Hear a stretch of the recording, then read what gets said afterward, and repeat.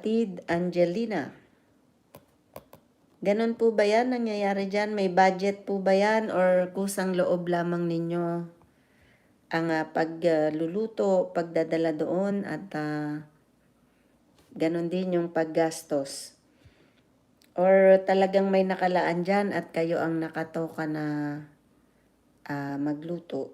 Ganon po ba? Paano po ba yan? Kasi syempre kung may budget yan, hindi tayo pwedeng makialam, di ba?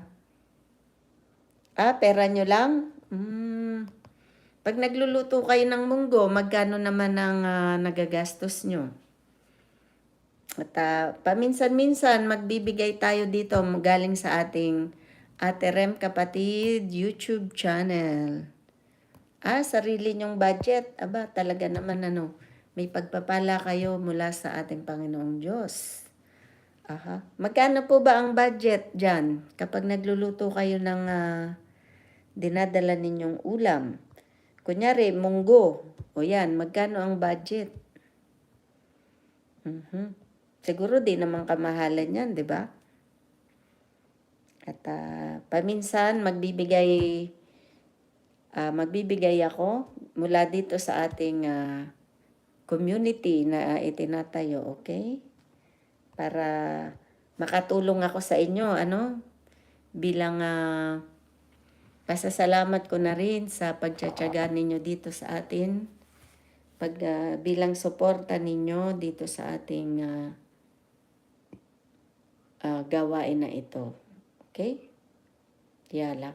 At ipakain ninyo doon sa mga walang budget, mga kasamahan ninyo doon sa El Shaddai na kunyari munggo ang lulutuin. Ganyan. So, malaman ko kung magkano yan. At para kung minsan, manggagaling sa Ate Rem, sa art, ang lahat na. Kailan po ba kayo ulit? Every Saturday? Okay, etong darating na Sabado, magbibigay ako ng 1,000 para yun ang gamitin ninyo sa Sabado na darating. Tama? Yala, ipapadala na lang natin sa inyong GCash. At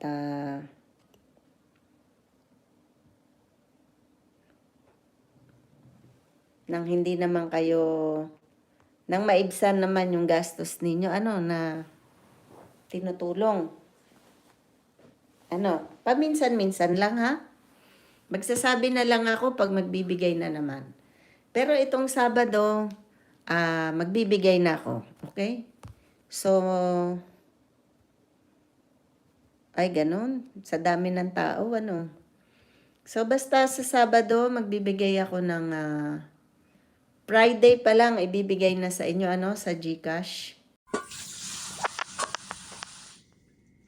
Good morning po, Ate Rem. Ito na po yung binigay mong biyaya. Ayan, luto na po. Ayan, kanin. Ayan.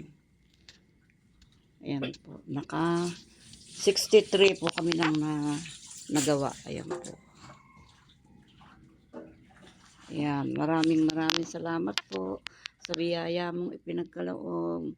Maraming mga kasamahan ko ang makakakain. Ito po, maraming salamat po. Ayan po. Nawa po ibalik sa inyo ni Lord ng siksik-liglig na biyaya at umaapaw. Maraming salamat po, Ate Rem.